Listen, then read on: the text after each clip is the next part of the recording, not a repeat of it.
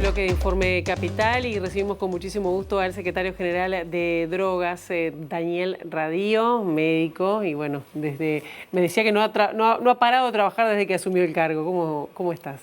¿Qué tal, Pilar? ¿Cómo te va? Un saludo para todos los televidentes. Muchas gracias por la invitación, muy amable. Por favor, realmente es un gusto recibirte esta mañana, porque hay muchos temas que tienen que ver y cada tanto saltan el comienzo del verano, si se le va a dar la habilitación al consumo para turistas, por ejemplo, pero en los últimos días ha habido hasta cuestionamientos incluso desde integrantes de la coalición de gobierno sobre cómo se ha llevado, es decir, el tema de la regulación del cannabis, ¿no? En Uruguay, como que faltarían, digamos, más políticas de prevención y educativas, concretamente el diputado Dastúe.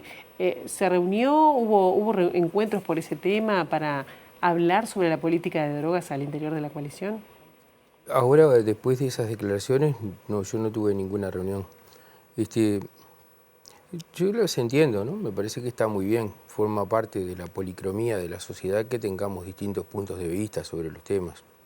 Y cuando los legisladores cuestionan al secretario de Drogas y lo critican, están cumpliendo con su trabajo. Ellos desde el Parlamento, generalmente se cree que la oposición tiene que controlar al gobierno y no, el Parlamento, el Poder Legislativo tiene que controlar al Ejecutivo. Entonces, si hacen eso, están cumpliendo con su tarea. No coincido con su punto de vista, pero está muy bien que trabajen, que se esfuercen y que me hagan ver, porque a veces también me lleva a revisar y a estudiar más, y uno no solo estudia para ratificarse, sino para saber si tiene que cambiar de opinión, ¿no? Y bueno, a veces hay que cambiar de opinión. Claro, y se va por el buen camino si hablamos como en términos generales de la política que Uruguay está llevando adelante, por lo menos en lo que tiene que ver con la marihuana, de regulación, de producción, que además veía datos que aumentó la cantidad de personas que están registradas, ¿no? En el IRCA en estos últimos años. ¿Es por ahí o hay que dar algunos cambios? Es decir, se había también expresado que había que ir más allá de las farmacias, que se tenía que habilitar más lugares de venta. ¿Se ha logrado?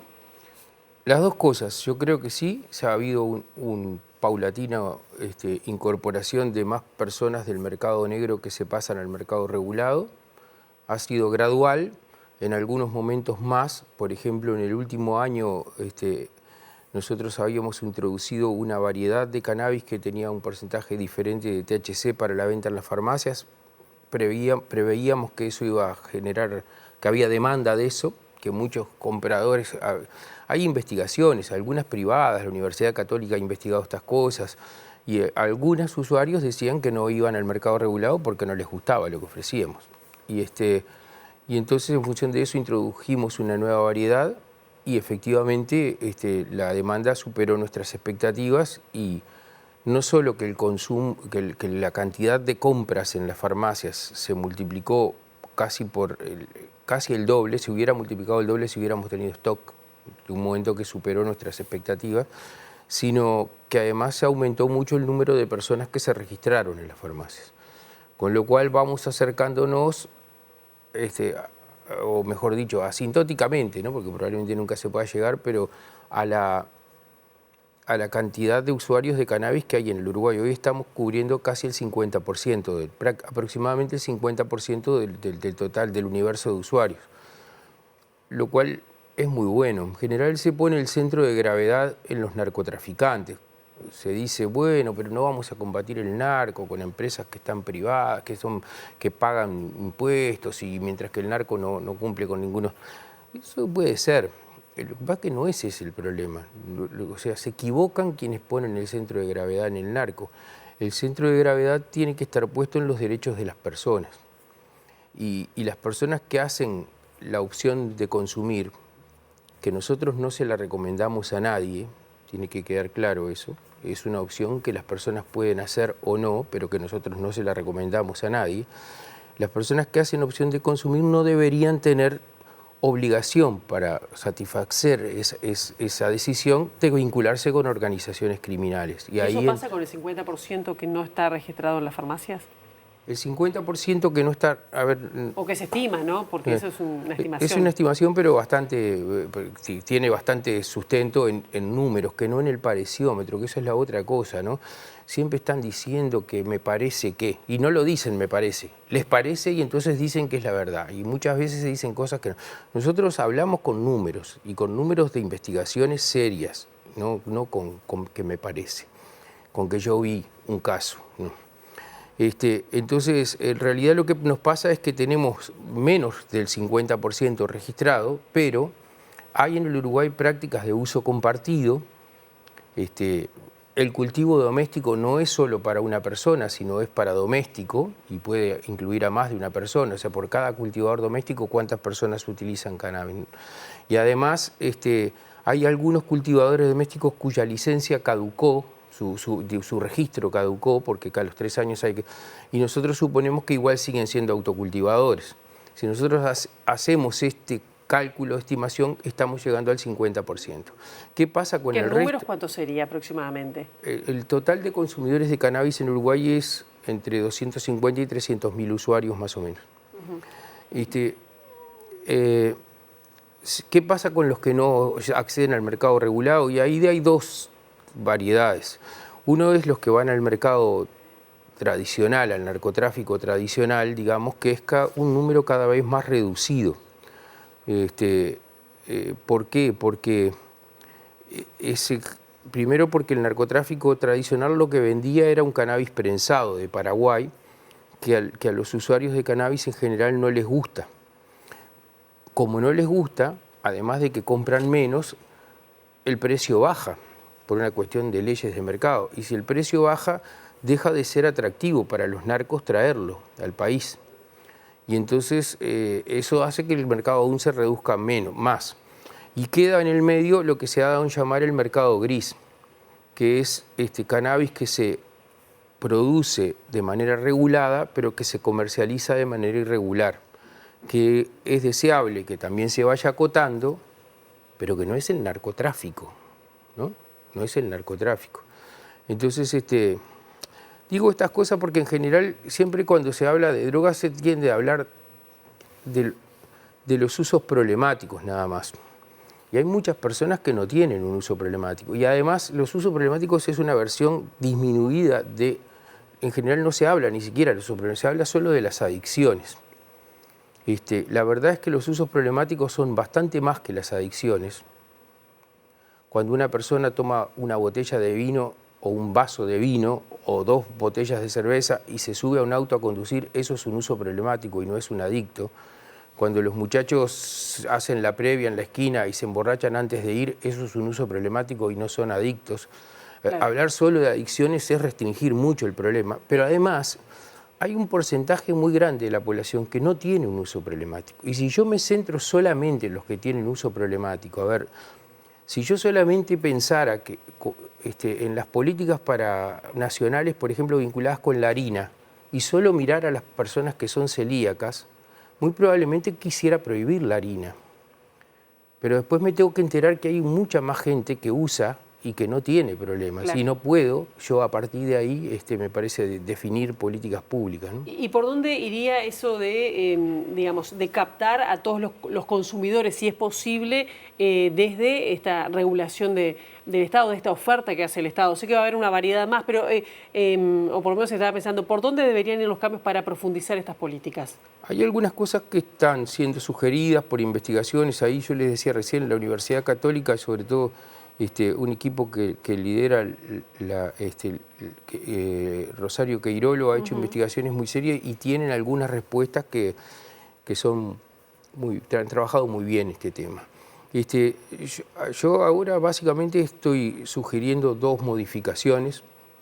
Una es que no haya necesidad de registrarse para comprar. Ahí yo quiero decir que tengo unos cuantos fundamentos para eso. Primero, yo nunca me gustó el registro. Fue de las cosas que argumenté cuando no voté la norma. A mí me parece que yo soy contrario filosóficamente al registro, porque me parece que es como que el Estado quisiera mirar por el ojo de la cerradura lo que la gente hace con su vida. Segundo, a mí me parece que es desproporcionado, que en el Uruguay uno se puede emborrachar hasta el coma y nadie le pregunta cómo se llama, y sin embargo para darle una pitada a un porro tiene que dejar el número de cédula y podríamos pedirle el número de zapato que calza, ya que está, ¿no? Porque parece que es como una lógica policial, ¿no? Esa de tener a la gente registrada. Tercero, que cuando uno mira el universo que nosotros no cubrimos con el mercado regulado, hay un sector que son los más excluidos de la sociedad. ¿Por qué? Porque para nosotros, para todos nosotros hacer un trámite no es difícil, pero para alguna gente sí. Y yo quiero decir, entre otras cosas, le pedimos un certificado de domicilio a la gente que está en situación de calle. Parece loco, ¿no? Porque me parece que no corresponde. Y además le ponemos una traba, lo obligamos a mentir o le ponemos una traba que no puede cumplir. Y está, el sistema político está, digamos... un argumento más. Y la otra cosa es que así terminamos con este debate en torno a lo que se ha dado en llamar el turismo canábico, que es que si nosotros no tenemos registro para comprar, entonces no hay pretexto para decirle que no a un ciudadano que no sea extranjero, porque la ley, además, entre otras cosas, estableció una inequidad, que es que en territorio uruguayo las personas que no son uruguayas no tienen derecho a acceder al cannabis, y yo tengo la sospecha de que acceden igual, pero por vías non santas, y yo prefiero que sea el Estado que regule y que le diga dónde tienen que comprar y no que sea el cuidacoches. Entonces me parece que ahí tenemos una cuestión más adicional a favor de levantar el registro. Y insisto, y a mí no me gusta mucho la expresión turismo canábico, porque pues es verdad que a veces se usa para otras cosas, pero cuando yo voy a Buenos Aires y tomo un vaso de vino, nadie dice que hago turismo alcohólico.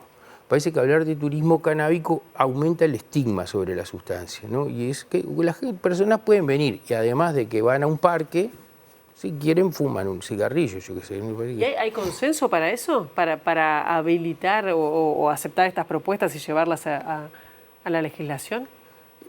Yo aspiro a que sí. ¿Se va a plantear? Ojalá que sí. Yo estoy trabajando en un proyecto y ya está en conocimiento de las autoridades pero si no hubiera, que yo creo que sí, yo creo que sí. Además tuvimos esa noticia ahora de esa encuesta que hizo un diario que dio que la mayoría de los legisladores son favorables a estas cosas. Pasa que no vende, se dice cuando es anónimo, ¿por qué no vende? No sé si ustedes vieron que la mayoría de los presidentes, cuando no son más presidentes, arman grupos para pedir la legalización de las drogas, pero cuando son presidentes no lo hacen. Porque esto no vende, porque claro, por eso me andan masacrando a mí en las redes, Claro. pero también cambió eso, porque hoy me parece que hay un clima más receptivo, porque yo lo mido hasta en el número de insultos que recibo en las redes, eso, que se disminuyó sustantivamente. Claro. Y además, si no hubiera, yo creo que es mi deber hacerlo, primero porque estoy convencido, y segundo porque para esto estoy trabajando, ¿no? Daniel, tenemos que ir redondeando, se nos va a acabar el tiempo, pero justamente antes de que tú llegaras, estábamos viendo el cierre de una nueva empresa dedicada al cannabis medicinal. Ya son más de una, ¿no? También cerró otra en Salto. Los trabajadores dicen que hay como una especie de especulación. ¿Qué pasa? ¿No es rentable este negocio para algunas empresas? ¿Las inversiones quedan ahí? ¿Los trabajadores quedan por el camino? ¿Qué pasa ahí? Un comentario... Muy breve, porque en realidad da para mucho el tema, ¿no? Pero la primera cosa es que yo creo que se generaron expectativas desmedidas con lo que podía dar este negocio. Yo me acuerdo que cuando yo llegué decían que esto iba a ser la soja del siglo XXI o la carne del siglo... No va a ser, no va a ser. ¿Hay una oportunidad? Sí hay. Ahora, y hubo posiblemente hubo gente que especuló con esto también, posiblemente. Hay empresas serias que trabajan en esto y que tienen algunas reivindicaciones que yo creo que hay que escuchar y atender y que hay que pensar. Hay cuestiones que trascienden mi competencia, también quiero decir. Hay cuestiones que tienen que ver con otras instancias, con otras instituciones del Estado. Pero yo creo que sí que hay que pensar y escuchar las empresas. De hecho, estamos haciéndolo. Hace pocos días nos reunimos con la Cámara de Empresas junto con el Ministro de Trabajo. Y hay que pensar si no tenemos que encontrar algunas alternativas para favorecer el desarrollo de esta industria, ¿no? Pero tuvieras no, que- pero no es fácil y tampoco no nos creamos que esto es una viña. Y además las normativas del Uruguay no son iguales que en otros lados y además nosotros tenemos algunas desventajas comparativas con respecto a otros países del mundo. Entre otras cosas, estamos lejos, no hablamos inglés, los fletes son caros, la mano de obra es más cara, la energía es más cara. Hay muchas cosas que hacen del Uruguay que si nosotros no apostamos a la calidad, se complican. este año, en estos últimos meses de administración, ¿cuál sería como tu objetivo como secretario de Drogas? No, yo no soy muy ambicioso. Que podamos sostener una política de Estado. Ahora, y no solo en el Uruguay, nosotros estamos jugando fuerte en lo internacional. Hoy estamos en la presidencia de la Comisión Interamericana para el Control del Abuso de Drogas. Estamos tratando de trabajar con los otros países de la región, particularmente ahora iniciamos una relación bastante intensa con Brasil, la tenemos con Argentina, con Chile, con muchos países. Me dio mucha pena la presidenta del Partido de los Trabajadores que dijo que las relaciones eran formales, porque parece que una tomada de pelo para uno que se lo toma en serio, ¿no? Pero hay que seguir trabajando intensamente con los países de la región y con todo el mundo, ¿no? Para tratar de modificar y aportar al cambio cultural que tiene este tema y para tratar de sacarnos del atraso que representaron este siglo de prohibición, ¿no? Daniel Radio, un gusto por tenerte estos minutos. No, el Gracias. gusto es mío, sos muy amable siempre y un saludo a los televidentes.